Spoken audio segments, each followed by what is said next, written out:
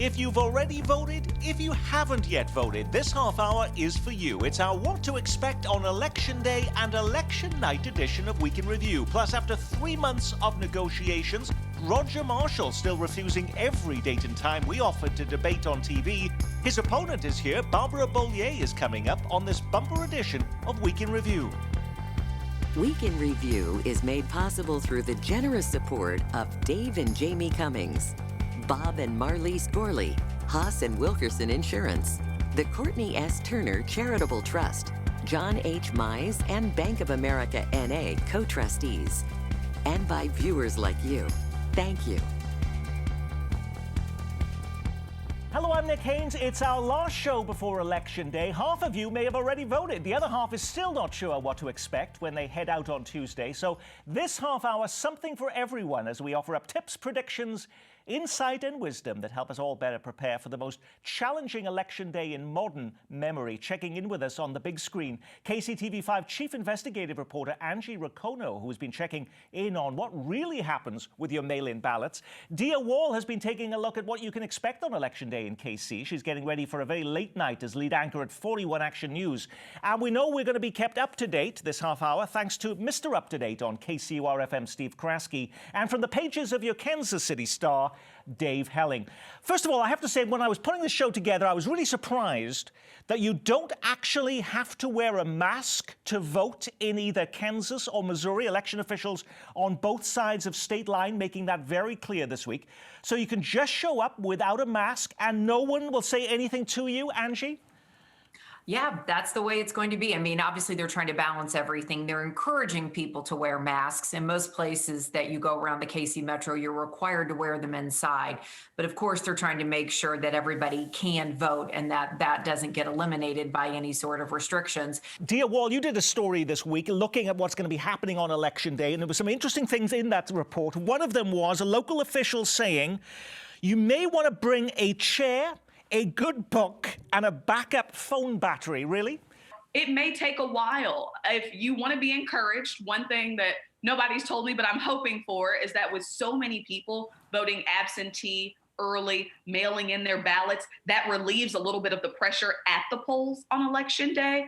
But it is not a bad idea. Be prepared, pack a snack, bring the chair, maybe even have a book. What else should we be prepared for on Election Day if we haven't already voted, Steve? There's going to be some issues over people who wear masks and people who don't. Let's just get that out there. That's going to be an issue at some sites around our two states and obviously around the country as well. So I think that's something to really think about here, Nick. I think the other thing to keep in mind, to Dia's point, more than half the voters at this point who voted in 2016 have already cast ballots in 2020. That's simply extraordinary. That number is going to obviously rise as we get towards Election Day. But Dia is still right. There's going to be long lines. Now, last week we poured through all the ballot questions after being pushed by a number of you at home to get that information into your hands earlier this year. So as many Kansas Cityans have voted in advance. But as a quick recap for those who missed it, beer is on the ballot in Kansas. For many of you, so is your cell phone. So is the fate of our public statues, term limits, and even the lines of the map. What is the issue, Dave Helling, that's most likely to catch voters by surprise when they head to the ballot box on Tuesday? Well, I think in Missouri, the amendment involving term limits for state officers other than the governor, I think that may surprise a few people. I think it's extraordinarily important, Nick, that you tell voters who are planning to go to the polls next Tuesday that they study the ballot before going so that you don't spend 20 minutes looking at a ballot question trying to figure it out. I know I voted in Kansas. The longest part of the process is voting on judges. What issue may trip people up on Election Day, Steve? I think it's going to be Amendment 3 on the Missouri side, Nick. This is that amendment that largely has to do with redistricting. Voters are going to walk into the booth and they're going to see language about banning gifts to legislators, reducing campaign contribution limits, and they're going to be attracted to that. They voted on that a couple of years ago. Those provisions, largely similar to what we're looking at this year, are already in place. This fight really is over redistricting and the kinds of redistricting process Missouri will be looking forward to in the years to come. Did you pick one of those stories, Dia, or something else? That one, Amendment 3, and it's already been flagged because of how they're playing a little bit of trickery with the language here, right? Now we're just going to come back, repackage it a little bit, and present it again in hopes that there's going to be a different outcome this time. All righty, well, let's look at what happens on election night. Can we turn on the TV Tuesday night around 9 o'clock or so and see who won or lost the governor's race or the Senate race in Kansas and all those other local matchup? Or is this going to be an election that's going to take days, if not weeks, Angie, to decide? I think that's definitely a possibility. I mean, that's what we're preparing for. I mean, it'd be wonderful if races were so clear, but I think that you're probably not going to have clarity election night, more so in Missouri than you will in Kansas. You know, unlike in Missouri, Steve Kraske, in Kansas, if you have a mail-in ballot, for instance, it just has to be postmarked on Election Day. It can still arrive on the Friday after the election, November 6th. Does that mean we'll see a delay in all of the results until later in the week because of that? You know, that's possible, Nick, but I'm not really expecting that. I'm really struck by the experience that we all had in August in the primary. In both states, the numbers rolled in pretty smoothly that night, even though there'll be some votes counted later on. You know, in Kansas, you can count those advance ballots now. They're already counting those ballots. In Missouri, they can't start counting them until Election Day itself. But having said that, Secretary of State Jay Ashcroft is on the record saying he thinks we're going to have results on Tuesday night from the Missouri side of the state line. I'm sort of expecting the results to be pretty clear in Kansas by 10, 11 o'clock that night too, Nick. They said that, Dave Helling, in 2018 during the primary between Chris Kobach and Jeff Collier, if you remember. And that race, it took over a week to get the result. It's worse than that, Nick. In 2008 in Missouri, the presidential race between Barack Obama and John McCain was not settled until December, because it was so close. So the question is not really counting the ballots. It's how close the race is and how many times you have to go back and count provisionals and do other things. I think it will go more smoothly than people anticipate, largely because so many people have voted in advance.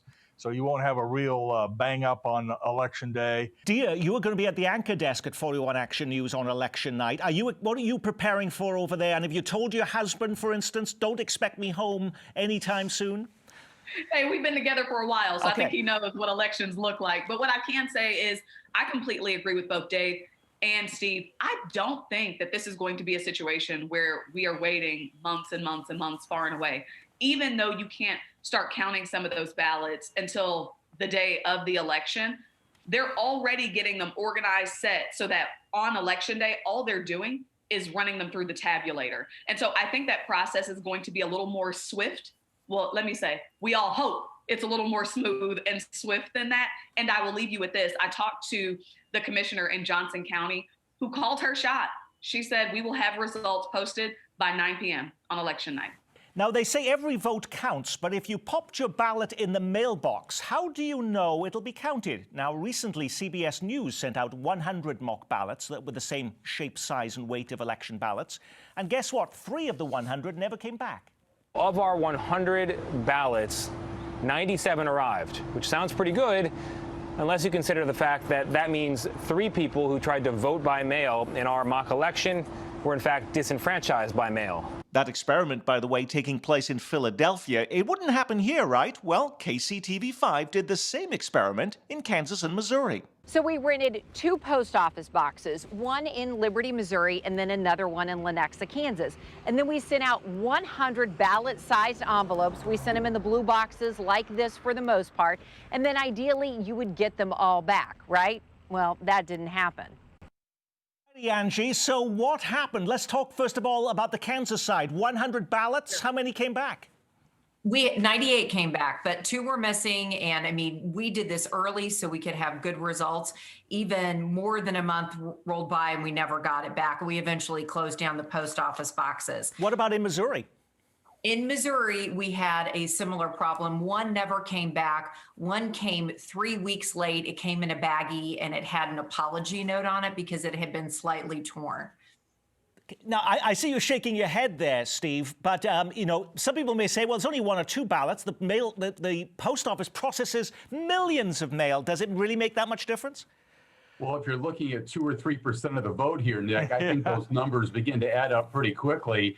But I think this is an issue, and this is going to be talked about for weeks after this election. The effectiveness of the U.S. Postal Service, I think it's under trial here. We're going to find out pretty quickly how effective it is. It's no surprise to Kansas Secretary of State Scott Schwab, who says that's why it's best to vote in person. He says the Postal Service treats ballots like they treat a Christmas card, the Hy-Vee shopper, or a Bed, Bath & Beyond coupon. Really, Dave? Well, I think he's right. I mean, I think that if you are concerned, hyper concerned about the security of your ballot, voting in person makes the most sense. And in Kansas particularly, it's pretty easy. You can vote a couple of weeks before Election Day in person, which is what my wife and I did. If you have a mail-in ballot now, Nick, don't use the mail. You're really risking things if you don't. If you mail it in. And in Missouri, if you have a mail-in ballot, you have to mail it in to get it counted. You can't drop it off or put it in a box. So if you're in Missouri, have a mail-in ballot. You might want to rethink that strategy and plan to go in person. How do you know, though, Angie, that your ballot has been counted? Is there any way to track that? There is in Kansas City. I actually did a report last night with a gentleman who checked. Because if you go to the Kansas City Election Board, you can put in your name, you put in your birth date. He could see that they had mailed him a ballot, which he received, filled out, notarized, sent it back in, and they never got it. And a month had rolled by, so he contacted them and they said, okay, at this point, obviously don't use the mail. What you can do, we can strike that ballot. You can come in, we keep track of it, and you can vote in person, and you can vote in person early. This is another problem, just quickly, Nick, with our election system, particularly on the Missouri side. Missouri is just one of a handful of states where there's not an easy tracking system in place. In Kansas, you can do it, but you have to go to a website and hunt around a little bit. Other states will actually send you emails proactively and let you know your ballot's been received, your ballot's been counted. We need to get in that space. I see at the corner of my eye that Barbara Bollier has now arrived in our studios. Can I ask you to make yourselves a quick cup of tea or something stronger? Because we'll be back with you in just a few minutes. Let me set this up for you, first of all. After 3 months of negotiations, Roger Marshall, who's running for the U.S. Senate seat in Kansas, has refused every single date and time we offered him to debate on TV since the start of August. Now, that's a 3-month window, and it's not just us. You will not see a debate on any TV station in Kansas City in this pivotal race. But just because some candidates are trying to starve their opponents of attention, is it fair to punish the candidate who is willing to debate? Well, we say it isn't fair. That's why 2 weeks ago, Kansas Republican congressional candidate Amanda Adkins was with us in the studio after Sharice Davids declined to participate. Now we cross the political aisle and greet the Democratic candidate running to fill Pat Roberts' seat in the United States Senate from Kansas. You know, I have been a little bit perplexed about one part of your biography. You know, we do see all of the yard signs that say Dr. Bollier, and they're all over your ads in medical settings that we see you in, but yet you gave up medicine more than 20 years ago, retiring after you just turned about 40 years old. Very few people give up a lucrative practice of medicine so early. Why did you do that? Honestly, Nick, I thought I was taking a year off, and then I found out that I liked other things as much or more and wanted to be able to put my medical education to use more in public policy. I got very involved with the Center for Practical Bioethics, working on all kinds of issues there, and that led to me running for public office to be a public servant, because my whole reason for going into medicine and then public service was to improve people's lives. So it just was an extension, a different way of doing it, but we know we need people who understand the healthcare system at the table, especially as we work through healthcare reform. And we wanted your opponent at the table, too. We wanted to do this whole debate, which we've been planning since August. Every single date and time we offered to your opponent, he refused them. So that is why you're here, by the way, and we wanted to be fair to you based on that. But if you would have been with us at the Doubletree Hotel, you'd also be hearing questions from our audience, questions like this from Greg Musil in Overland Park. You're speaking to the Bar Association.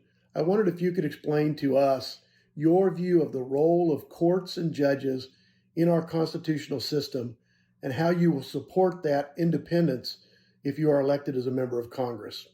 And this is no longer an academic question. In the very week that the Senate confirms a brand new Supreme Court justice, and we have Chuck Schumer, the Senate Minority Leader, saying that everything is now on the table. We need to be considering everything from adding justices to instituting term limits. If you're in the Senate, will you support changing the size of the court or cutting the length of their service? I will answer very directly as a Kansan. I am not interested in adding justices to the Supreme Court. There are senators right now who have introduced a bill called the Keep 9 Amendment and says we'll have to keep it at 9 unless voters say otherwise. So you would support that? Yeah, at this point, yes. And unless somehow my Kansas voters say that I need to change that position, but that's where I stand right now. You have an ad right now playing on television which claims that from a Trump supporter who says he's voting for you. Even though he's supporting President Trump, he's got a cowboy hat on, and he declares that you won't follow the party agenda, and that scares the party bosses in D.C., he says. So can you name one major position Joe Biden has taken that you would refuse to support if he's elected president and you're elected to the Senate? I actually haven't examined all of his positions because it's more about, for me, what are Kansas positions? And for instance, I support, and I think Kansans support getting back in the Paris Agreement for climate issues and do not support the Green New Deal. You can just move down for that. But my job is to serve the people of Kansas and what they want. Well, let's talk about Kansas then, because if elected, President Biden says he will raise the federal minimum wage to $15. That's more than twice the minimum wage for workers in Kansas right now. Would you support that increase? Not specifically where you just have a universal one-size-fits-all. I think that we need a fair and living wage, but we need to assess it relative to the cost of living where someone is. It does not cost the same to live in Quinter, Kansas, as it does in Kansas City, let alone somewhere, Houston, Texas, or wherever. Your opponent is running ads, and I just saw one this morning as I was coming into KCPT, Kansas City PBS this morning, saying you are the candidate who's going to be taking away people's guns. A survey on gun ownership in America by the nonprofit RAND Corporation finds nearly 40% of Kansas adults have a firearm in their home. If you're elected, which specific guns would you be willing to take away, if any, from those 4 out of 10 Kansans? We're not taking guns away. I support the Second Amendment and want to be clear that that is where I stand. And it has been very misrepresented by my opponent, by various people in the state. And it's so sad to watch. I grew up hunting, Nick. I have my father's shotgun. I miss him desperately at this time when deer season is just opening. I can only laugh at these people. Well, Joe Biden on his website says he would ban the manufacture and sale, quote, of assault weapons and high-capacity magazines. So if you were elected to the Senate, you wouldn't support that? Bottom line is we should keep guns out of terrorists and people who are harming others, domestic abusers. We don't want gun violence, and I will have to look at the bill and see. Let's hear from another Kansan right now. This is Mandy, who was out in Leawood. With politics being more polarized than ever and activists in both parties seeking purity on every issue, what experience or relationships can you point to that show you have an ability to reach out and work with those who might not always agree with you? Okay, Dr. Bollier. The list is long. So you look at my record as a state legislator for 11 years, and I am the one who has stood up and been an independent voice, and it's made leadership mad on both sides of the aisle. Let's start with the Brownback tax experiment. My goodness, I voted no against leadership as a Republican.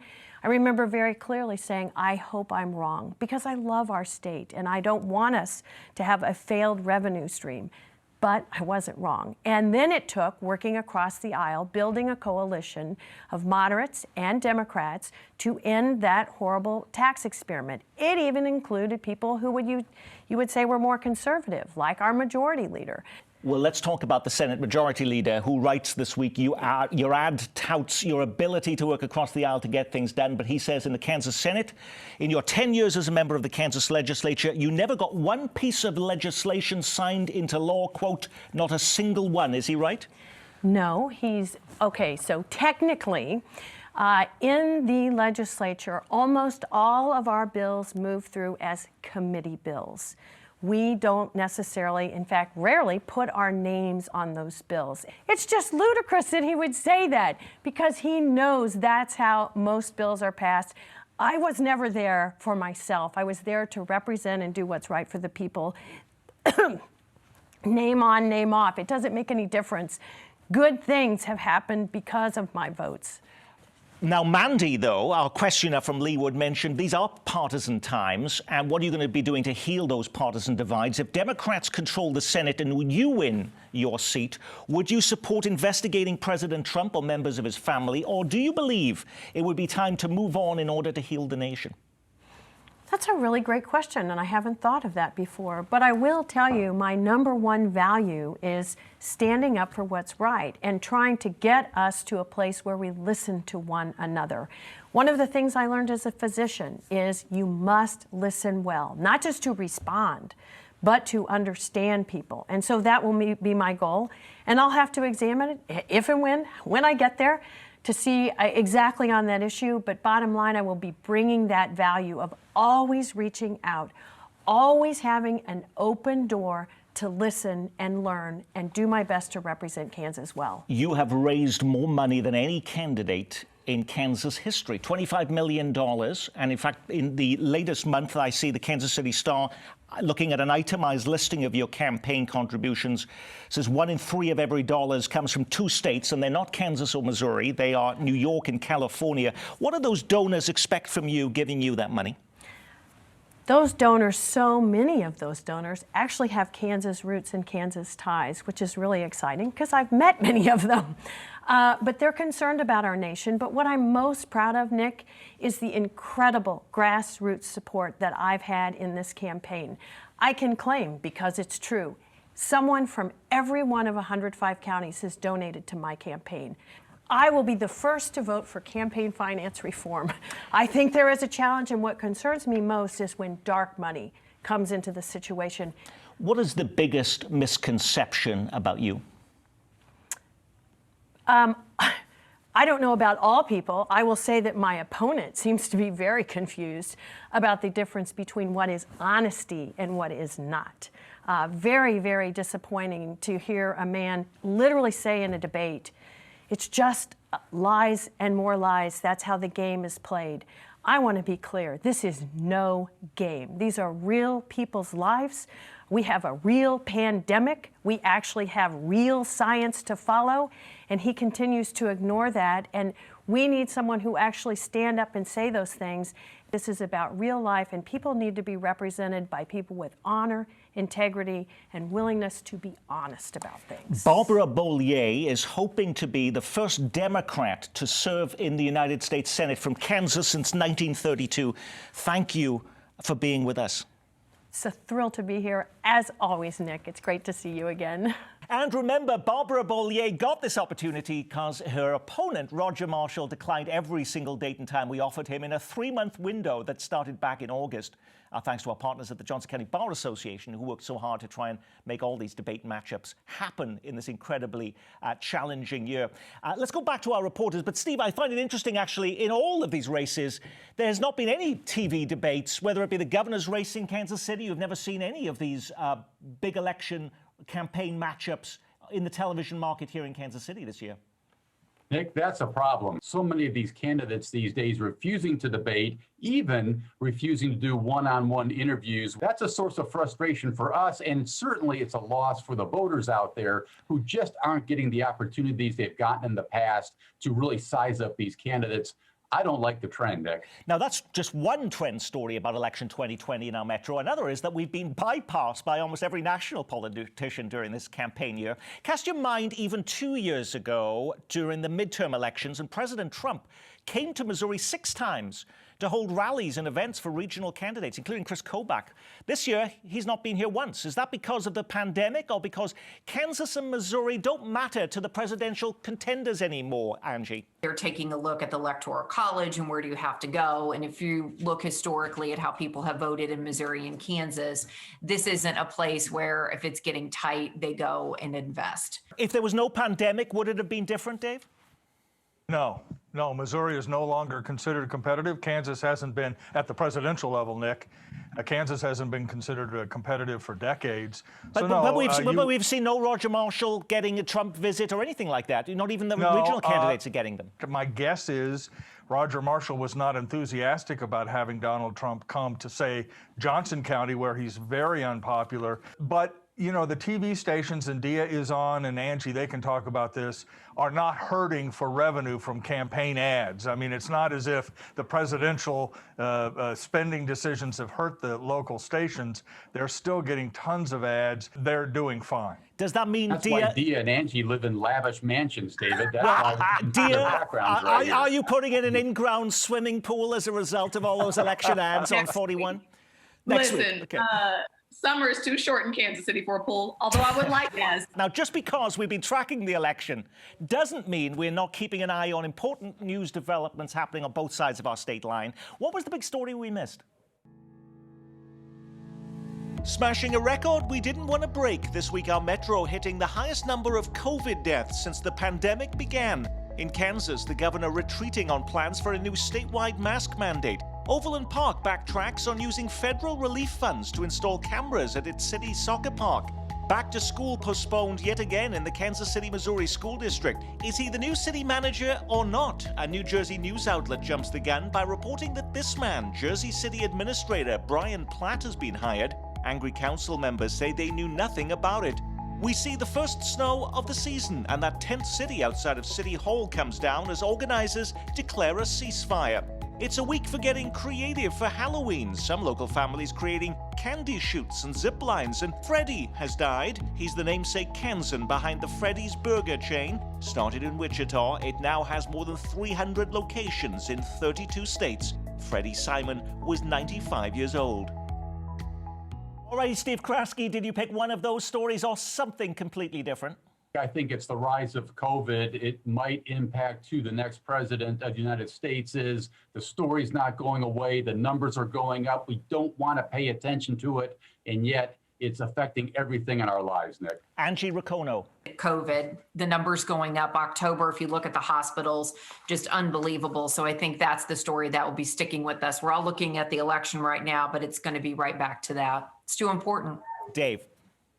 Yesterday, the 8th Circuit Court of Appeals, voting 2-1, reinstated a lawsuit against 2 Kansas City, Missouri police officers who, in 2016, mistakenly, Nick, sent a young teenager, black teenager, to juvenile custody where he stayed for 3 weeks, even though they had the wrong guy. That trial, if it takes place, will be worth watching. And Dia Wall.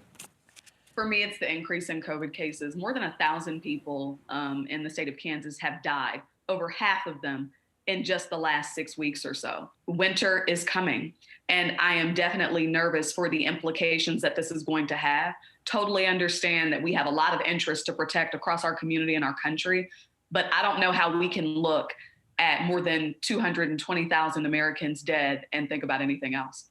And that is our week in review, as told by Angie Racono from KCTV 5 News and Dia Wall from 41 Action News, Dave Helling from your Kansas City Star, and keeping you up to date weekday mornings at 9 on KCUR-FM, Steve Kraske. Next week, we dissect what happened and ask, now what? I'm Nick Haynes from all of us here at Kansas City PBS. Keep calm and carry on.